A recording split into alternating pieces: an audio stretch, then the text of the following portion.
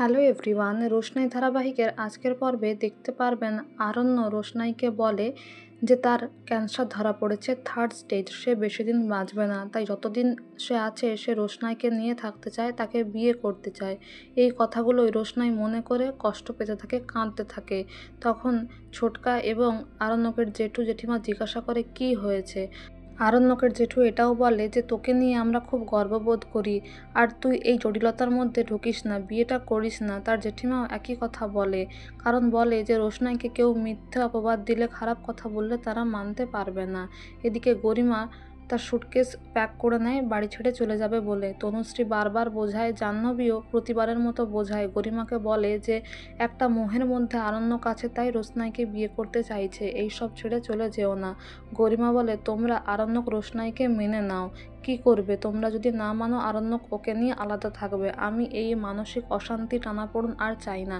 আমি মনে করব আরণ্যকের সঙ্গে যে সময়টা কাটিয়েছি সেটা অপাত্রে দান করেছি। এদিকে রোশনাই মনে মনে ভাবে যে স্যারজি তো আর বেশি দিন বাঁচবেন না, যে কটা দিন সময় উনি চেয়েছেন আমার সঙ্গে থাকতে, ভালো থাকতে, সেটা আমায় করতেই হবে, কিন্তু কাউকে বলতেও পারবো না, উনি তো বলতে বারণ করেছেন। এদিকে আরণ্যকের জেঠু জেঠিমা বলে, তুই তো আমাদের মেয়ের মতো, তাই বোঝানোর চেষ্টা করছি, ভেবে দেখ, বিয়েটা করিস না। কিন্তু ছোটু বলে, ওরা যদি সুখে থাকতে চায়, একসঙ্গে থাকতে চায়, আপত্তি কিসের? এমনিতেও গরিমা আরণ্যক একসঙ্গে সুখে নেই। এদিকে গরিমা বলে, ছোটবেলায় মায়ের কাছে রোশনাইয়ের নামে অনেক খারাপ কথা শুনেছি, কিন্তু বিশ্বাস করিনি। আমি ওকে ডান্স ফেস্টিভ্যালের নাম লিখিয়ে দিয়েছিলাম, কিন্তু আজ ওই আমার স্বামী কেড়ে নিচ্ছে, সংসার কেড়ে নিচ্ছে, সর্বনাশ করছে। এদিকে আরণ্যক এসে বলে, গরিমার সঙ্গে আমি একটু কথা বলতে চাই, 2 মিনিট তোমরা একটু ঘর থেকে যাও। কিন্তু গরিমা বলে, তোমার সঙ্গে আমার আর কোনো কথা থাকতে পারে না আরণ্যক, আমি কথা বলতে চাই না। জাহ্নবীও আরণ্যককে অপমান করতে থাকে, বলে বাড়িতে ছোট বোনেরা আছে, তুমি যা করছো ভেবে করছো? তনুশ্রীও বলে, কোনো কথা থাকতে পারে না। এদিকে আরণ্যক বলে যে মেম সাহেব আমার বৌদি হতে পারে, কিন্তু আমার ভালো চায় কিনা সেটা ভাবার বিষয় রয়েছে।